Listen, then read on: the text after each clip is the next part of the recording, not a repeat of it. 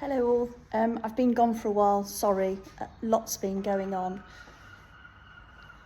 Might just give you an update today on a couple of things, maybe three things. So the biggest update that I've got for you is I'm moving to a different workshop.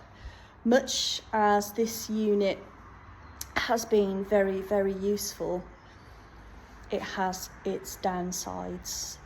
There is a huge amount of traffic which travels past every day. A lot of people then tend to stop, stare into the unit. Doesn't always make me feel the best. The actual estate itself, unfortunately, is neglected by the council that I rent it from. There's litter everywhere. Unfortunately, that doesn't help that the tip is literally just at the bottom of the estate. We've also got a cafe on this estate, which is incredibly helpful. But again, we have so many different people on here. It's also used as a cut through for the Uber drivers to get to McDonald's. And they drive through at the most horrendous speeds. And then lastly, my huge complaint is the fact that we all have an allocated parking space, or two if you're one of the bigger units. I've got one, and Steve next door to me very, very kindly lets me use his space if I push rage outside. But there are a couple of people on the estate that actually just really, really take the mick, and they have got non-taxed, non-MOT vehicles all over the place, which means in the week it's an absolute nightmare to even try and park in your own parking space, because normally somebody else is there. So either the electrician's BEC across the road or somebody who's stopped for the CAF. So it just makes me feel a little bit unhappy. It's a bit embarrassing if you have people, you know, pull up and they can't find a parking space just to come and see you for 10 minutes. There's litter everywhere. The cafe, the smells, you know, the oil, it's for some it's okay, for me it's just not nice. So I am moving. Motor Technics in Kidderminster have really kindly let me move into not one container but two. So Muriel has been there for a while, and she lives in one of the containers. And then the owner of that garage took on board all my issues here and came up with the idea of, actually, let's cut the containers into two, let's make you a workshop. You're within a compound that can be locked. You've got nobody coming past. And I was like, that's amazing. That's absolutely amazing. So without further ado, I am moving. I had found somebody potentially to take on this unit in Kidderminster. However, the council, yet again, they got the gentleman to sign his heads of terms. Everything was going through fine. Then they changed the goalposts, which understandably upset that person, and the deal's fallen through. So I think that I am at least stuck with this unit that I'm here in now for another 3 months, which isn't really ideal. However, I've written into the council and told them about my displeasure at the fact that they've got somebody to sign their heads of terms, and then they have tried to change the agreement, and this has now caused the whole thing to fall through. So can't really tell you too much more else on the move yet. The walls have been cut through, all the sides on the container, and I will release a video of that. So I'm sure there's a lot of you that will find things like that quite interesting, because everybody's now into containers and storage and workshops, etc. So what I'm going to do now is just give you a quick update while I'm at this unit where Rage is living. Give you a quick update on Rage. Then we will move to my new workshop where Muriel's based. She makes me very happy. we'll have a little look round there. I'm not going to show you too much because I don't want to spoil the surprise, the grand opening. So without further ado, let's have a little update on Rage. So here we are. Here's Rage, still in a very unfinished condition. A lot of you will have seen that I've been doing a lot of work on sort of putting the wiring looms back in. So I'd stripped these off the donor MX5. I had gone through every piece of the loom, cleaning, fixing, cleaning all the plugs, making sure everything was okay, labelling everything. And this is the result. And these looms, I kid you not, I've been sort of carrying them around my neck, around the car, and it's literally like having a really heavy python. There are 4 looms for the MX5. The one that came out of Rage had been chopped and messed about with, and whoever did that obviously knew what they were doing, but it doesn't help me when I come into the car. This has got to be road going as well as ready for the track. So everything is on here now, nothing has been pulled out.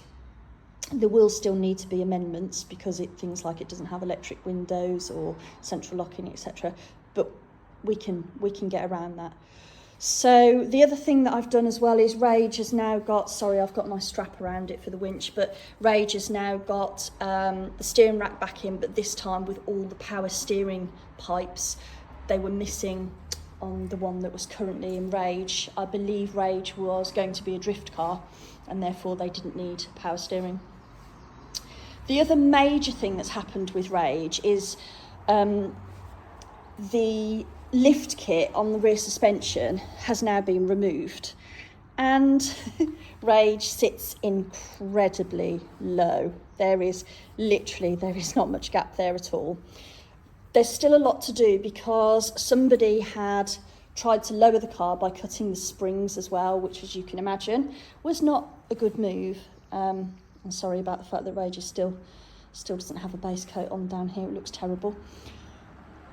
So my next thing is to drop the engine in. So the engine and gearbox is back together now. New clutch has been put in. That was checked by Tim at Motor Technics for me to make sure that I had done it right. I've still got an inlet manifold to go on. I've had terrible trouble trying to get the right gasket for that inlet manifold. It's been a nightmare. Finally found one now, so that's great. Then the exhaust manifold has got to go on the other side. Still got to wrap the manifold, so we just need to hold on a while for that. The other thing that needs doing is the alternator needs to go back on this, but when it came off there were signs that it had got very, very hot, or something had got hot, and there was sort of bits of shredded belt still left on it, etc. So I need to clean that up. And then I couldn't get, if I show you, at the time I couldn't get the plug out of here when it was on the engine. Everything had got very, very hot. Now managed to retrieve the plug, which is in this little bag. I've cleaned it all up, but I'd also, because of that, I'd had to cut the wires to this plug. Luckily I have kept the old loom from Rage and those wires were on there, so I took a chunk out of those. I've cleaned those up. They're also in the bag, and I have to now solder those back to the loom, and then I will repin the plug. I want to try and get this done before we put the engine back in, because it just seems so awkward to get to everything once the engine's in. Inside, the car isn't really looking much different. There are wires absolutely everywhere. The only difference really is that I've put the MX5 carpet in just to see if it would fit, and it does, apart from it will need trimming along here because the sills are not as high on this vehicle. So at some stage I'll get those trimmed down, but it was just literally to fit it in, make sure it fitted. Was it worth keeping? Yes, it was. So that will be an interior job, which I'm probably not going to get round to for a while. So the workshop is looking a bit of a mess. Lots of things have been moved out, so it's beginning to look very bare. I'm leaving essentials here and hoping to drop the engine and box back into Rage, so that when Rage is moved, the engine and box moves with it, and hopefully should be fairly hassle-free. As soon as Rage is gone, we will move the Sloth, my very slow but very effective winch. Okay, so we're at my new workshop and I absolutely love it. I've just opened the doors this morning and it's nowhere near finished, but it's really, really cosy. I think I'll be so much settled here. So without further ado, I'm going to let you have a quick look at it now, because everything is just sort of thrown in, nothing is organised at this very minute, and then I'll run through what I've got to do before we can continue with anything else. So here we go. This is my new workshop, and I absolutely love it. I have just sort of thrown stuff in for now. There's a lot of work still to happen here, but as you can see, plenty of space. There's Muriel in a 9-9 blankie. The reason she's got that on as well is, if I can just show you, so the roof there, the sides have been cut out, and Paul has very, very kindly put a bead seal down from the top just to try and stop the worst of the weather until we wait for the guy that's sealing the roof for us. And it's worked really, really quite well. I've come in this morning and there are a couple of wet patches on the floor. Nothing too bad. Hopefully soon, once we get the guy in here to do the roof, things will be good. So I've got a few Muriel parts there, a few parts left from WPC. But look at all the space that I've got. I mean, it really is amazing. And it's just so much cosier than my old workshop. So a couple of weeks ago, I went and fetched a workbench. Probably not what most mechanics would call suitable, but for me, absolutely brilliant. Loads of drawer space, got magnetic sort of rails across the top, and a few shelves, whatever else. New polishing machine that I've bought, which I can't wait to use. And yeah, I just need to sort of kit it out, but it came in. Guy was lovely. I think I bought it for about £150. And yeah, it will be a great addition. I don't know whether it's going to live on that back wall. I need to do some measurements before I go today, and what I probably will do is drop them into AI. I know a lot of you probably don't like AI, but if I give it all of the measurements of absolutely everything, it will calculate the best use of space for me, and we'll see how it goes.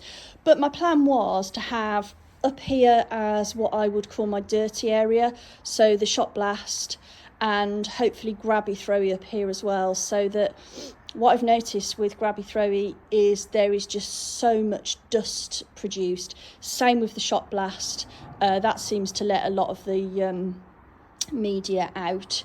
So my thinking was maybe a bench across that way so that I can have the doors open when I'm working, you know, if it's a nice day, and let some of that sort of crap out, or I can sort of sweep it out afterwards. So yeah, that's my thinking. But I need to fit 2 cars in here at the moment.